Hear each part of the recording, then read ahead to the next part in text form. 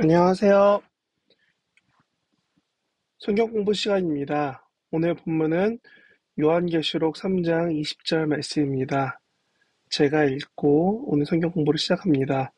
볼지어다 내가 문 밖에 서서 두드리노니 누구든지 내 음성을 듣고 문을 열면 내가 그에게로 들어가 그와 더불어 먹고 그는 나와 더불어 먹으리라. 아멘. 성경 말씀을 사실 읽다 보면 잘못 해석하게 되는 경우가 종종 있습니다. 그러는 가장 흔한 이유는 문맥을 보지 않아서입니다. 문맥을 보지 않는 해석의 대표적인 사람들이 아마도 제가 보기에는 들 같은 이단들이라고 할 수 있습니다. 그런 신천지 같은 이단들은 자신의 목적에 따라 성경 구절을 인용하기 때문에 그 구절이 들어있는 전체 내용을 불필요하게 여기거나 무시합니다. 즉, 잘못된 해석을 가지고 와서 문맥을 고려하지 않고 이것이 맞다고 말합니다. 그리고 이런 해석은 사실 천천히 되짚어 보면 신학적 지식이 그리 많지 않아도 성경을 막 매우 열심히 공부하지 않아도 문맥을 잘 고려하면서 읽기만 해도 이런 오해는 빠지지 않는다는 것입니다.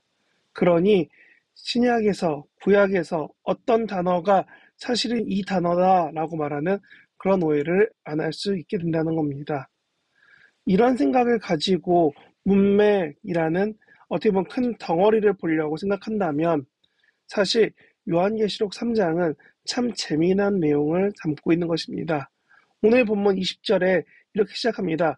볼지어다 라고 시작하는 이 말씀은 사실 전도에 사용되는 대표적인 본문 중 하나입니다. 이 본문은 주로 사람들이 그리스도를 영접하려는 시점에서 사용하죠. 똑똑똑 하면서요. 대표적으로 많이 사용되는 전도 방법인 사형리에도 이 말씀이 들어가 있습니다. 그리고 주로 이 본문은 예수님을 영접하려고 할 때 당사자의 마음을 긍정적으로 이끌어내기 위한 방법으로 많이 사용됩니다. 자, 주님, 이제 이 당신의 마음을 두드리고 있는 그 주님을 만나십시오. 당신의 마음을 여십시오. 많이 들어본 것 같고 사실 틀린 말 없는 것 같아요. 주님이 우리의 마음을 두드려 주시니까 사실은 틀린 게 없는 것 같습니다.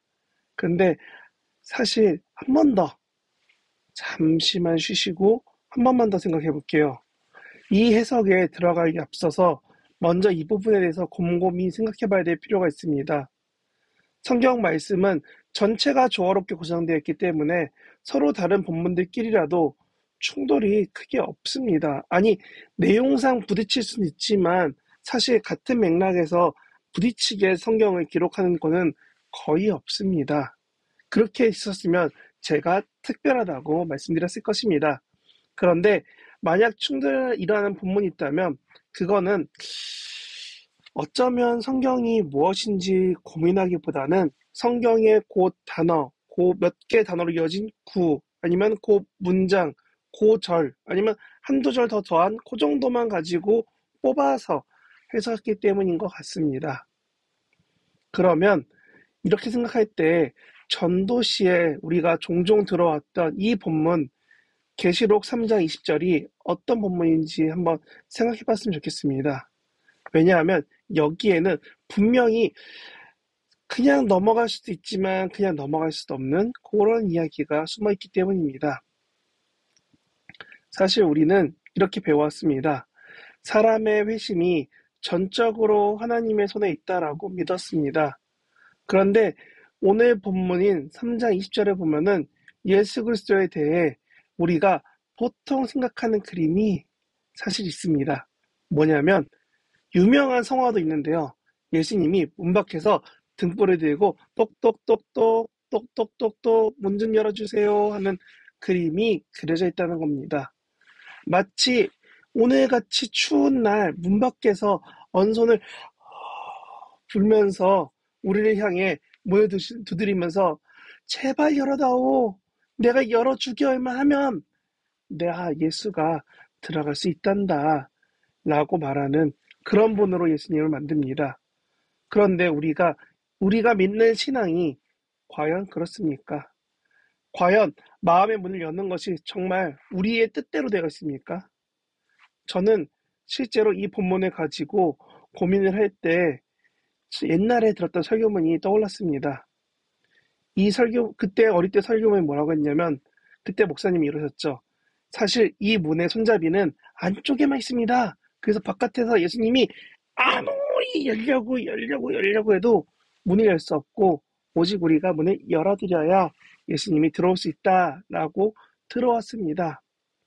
근데 실제로 이 주장은 지금 제가 공부해 본 입장으로서, 오늘 본문을 묵상해 본 입장으로서는 하나님을 이렇게 무시하는 건 없는 것 같아요. 사실 회심의 주권이 사람한테 있다라고 말할 수 있는 해석이 될 수 있기 때문입니다. 문을 여는 사람이 내가 되면 내가 선택해서 하나님을 받아들인다라는 말 같기 때문에 그렇죠. 그래서 여기에 살짝 넘어갈 수도 있지만 넘어갈 수 없는 그 동상 같은 걸림돌이 하나 있는 것입니다. 사실 여러분은 어떻습니까? 과연 주님은 우리가 문을 열지 않으면 들어올 수 없는 분이십니까? 아닙니다. 오히려 거꾸로죠. 우리가 구원받게 된 것은 우리가 문을 열었기 때문이 아니라 하나님이 우리를 선택하신 그 은혜 때문입니다. 우리는 언제나 악을 선택하고 죄를 행할 뿐, 우리가 구원받을 수 있는 것은 하나님이 전적으로 우리의 마음 가운데 들어와 계시기 때문이라는 겁니다. 그러므로 요한계시록 3장은 이렇게 해석하는 게 참 하나님에 대해서 중대한 오류를 범하게 만드는 겁니다. 하나님과 사람과 관계에 있을 때 사람의 주권이 높아지면 분명히 하나님을 부리고 싶은 마음이 들게 됩니다. 그렇다면 오늘 본문은 어떤 의미로 읽고 이해하고 묵상하면 좋을까요? 앞에 말했던 이런 질문들, 고민들, 이런 오해들을 우리가 정말 더 말씀을 잘 읽어야 된다라고 말해주는 것 같습니다. 이 본문이 어느 문맥 가운데 있었고 어느 흐름 가운데 있었고, 그래서 무엇을 말하고 싶은지 생각하려면 19절부터 봐야 합니다. 19절에 믿지 않는 자가 처음 와서 예수님을 주님으로 나 믿겠습니다 하는 본문이 아니라는 겁니다. 믿는 자가 범죄한 상황에서 회개해야 될 때 그 상황 가운데 오늘 본문이 나왔다는 겁니다.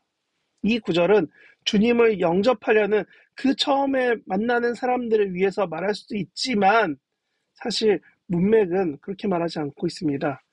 교회의 성도들이 지금 어떻게 하고 있느냐라는 라오디게아에 있는 교회를 향해, 그리고 그 외에 많은 교회들을 향해 말하는 겁니다. 그래서 14절부터 라오디게아에 대한 교회 이야기가 쭉 써서 22절까지 쓰여 있는 겁니다. 15절에 대표적으로 유명한 그 말씀이 있습니다. 너 라오디게아 교회가 어떻게 생활하는지 내가 아니. 내가 차지도 아니하고 뜨겁지도 아니하고 있으니까 넌 내가 차든지 뜨겁게 되기를 원하노라. 너가 어떤 행동에 대해서 더 열심히 하던가 아니면 더 이성적으로 하던가 무언가를 해야지, 지금 내 행동은 이것도 저것도 아니잖아 라고 말합니다. 본문은 라오디게아 교회의 죄와 그리고 그 교회가 저지르고 있는 실수에 대해서 말하는 것으로 시작합니다.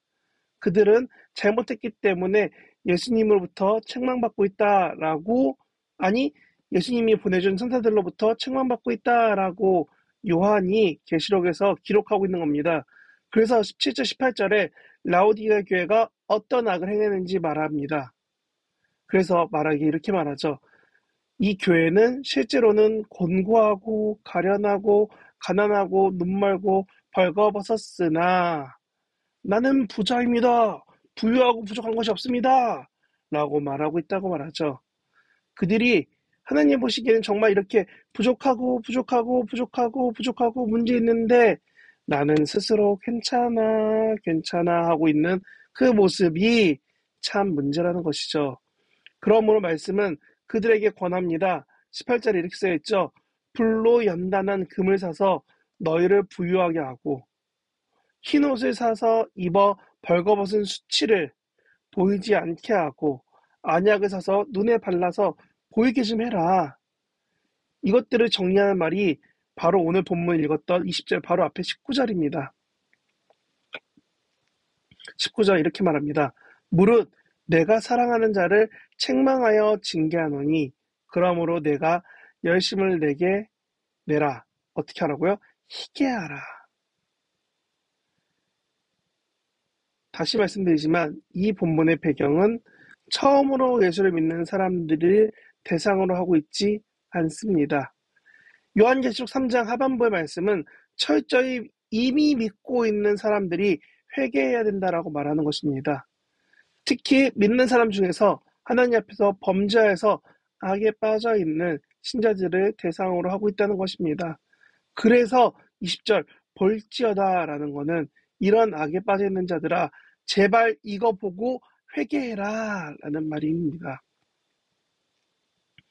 그래서 바로 앞에 다시 말해주는 겁니다. 19절 하반절에 이렇게 말하죠.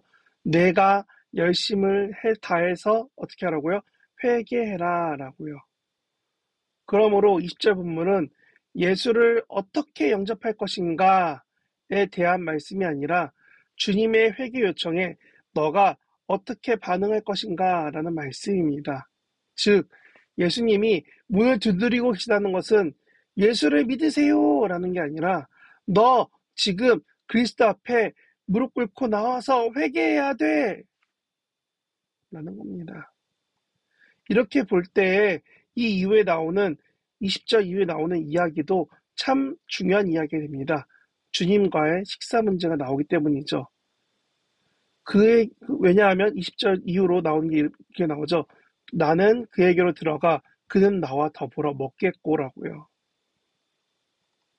만약 주님의 회개 요청에 문을 연다면 그는 주님과 함께 식사할 수 있게 될 것입니다.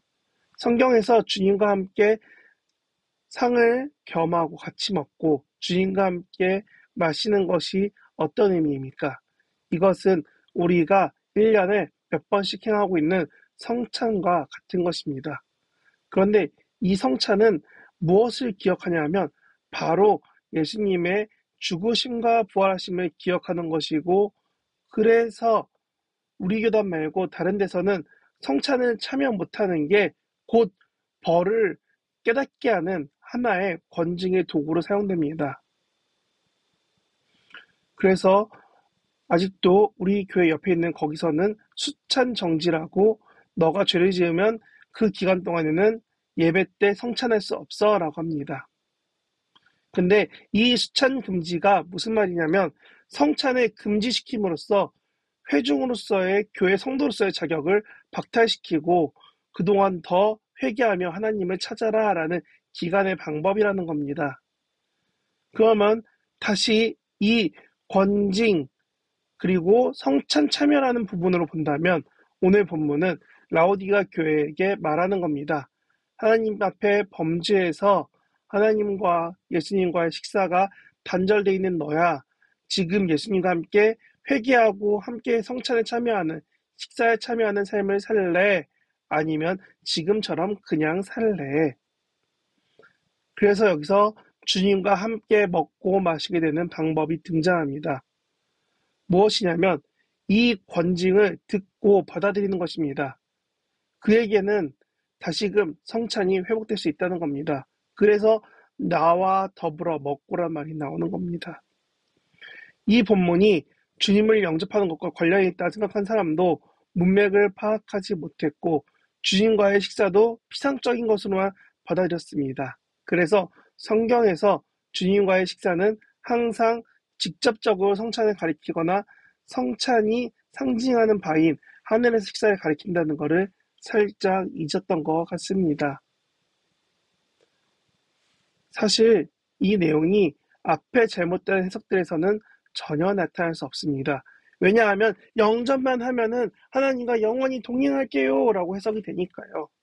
하지만 우리가 본문의 문맥을 잘 살펴볼 때 이 구절이 주님을 영접하는 자에 대한 것뿐만 아니라 회개를 요청하는 것임을 알게 될 수 있고, 그래서 20절 하반절 내가 그에게로 들어가 그와 더불어 먹고 그는 나와 더불어 먹으리라 라는 의미가 분명해지는 것입니다. 다시금 본문을 보시기 바랍니다. 본문에 이렇게 쓰여 있죠. 볼지어다 내가 문 밖에 서서 두드리노니. 누구든지 내 음성을 듣고 문을 열면 내가 그에게로 들어가 그와 더불어 먹고 그는 나와 더불어 먹으리라. 새한글석경에 이렇게 쓰여 있습니다. 보아라, 내가 문 앞에 서서 두드리고 있다. 누구라도 내 목소리를 듣고 문을 열면 내가 그 사람 한테로 들어가서 그와 함께 먹을 것이다. 또 그는 나와 함께 먹을 것이다. 이 두드림은 예수님을 믿겠습니다가 아니라 예수님, 내가 회개할게요. 나를 이 죄악에서, 이 어려운 상황에서 나를 구원하여 건져 주시옵소서. 그렇게 말하고 행동하고 고백하고 나와서 하나님을 찾는 그 사람에게 하나님이 함께 해주실 것이랍니다. 이 믿음, 이 삶, 이 신앙을 가지고 오늘을 살아내는, 이번 주를 살아내고 12월을 살아내는 저와 여러분 되시길 진심으로 바랍니다. 기도합니다. 하나님, 오늘도 우리가 말씀을 잘 듣고 따라갈 수 있도록 우리를 붙잡아 주시옵소서.